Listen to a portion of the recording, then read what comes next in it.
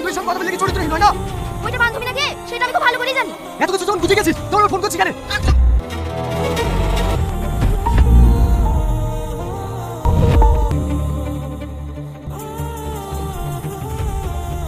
কি হয়েছে আপনার বোনের? আর আপনার এই অবস্থায় কি করে হলো? আরে তুই আমার কষ্ট করে খাবার আনতে গেলি কেন? আমি নিজেই তো ফেলে খেতে পারতাম। নে হাকা।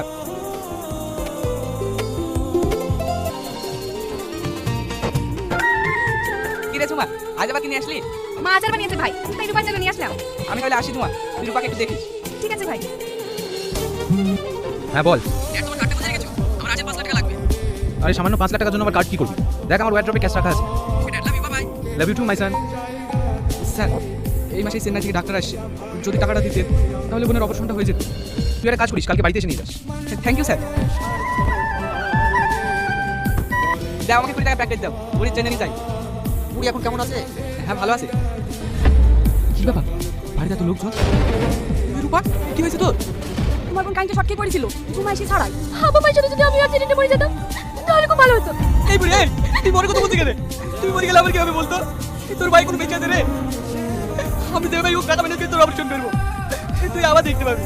কতবার বলেছি গাড়ি আসতে চালাস, আসতে চালাস, ড্রিঙ্ক করিস না। একটা কথা কানে যাই তো, যা এবার সামলা কর। এবার কার মতামত পাচ্ছি না। স্টুপিড। কি করে বাঁচাবো? তুই যেভাবে লোকটাকে পিষেছিস, থানার বড়বাবু আমাকে ফোন করেছিল, গাড়ির নাম্বারটা ওরা সিসি ক্যামেরায় পেয়ে গেছে। তোর জন্য আমার রেসপেক্ট করে কিছু থাকে। হ্যাঁ, হোয়াট? সেই টাকাটার কথা বলছিলাম। দেখতে পাচ্ছিস এখানে পার্সোনাল কথা হচ্ছে? যা বাইরে যা। আরে থাম থাম, শোন, কিছু মনে করিস না, একটু টেনশন আছে তো, চল বস।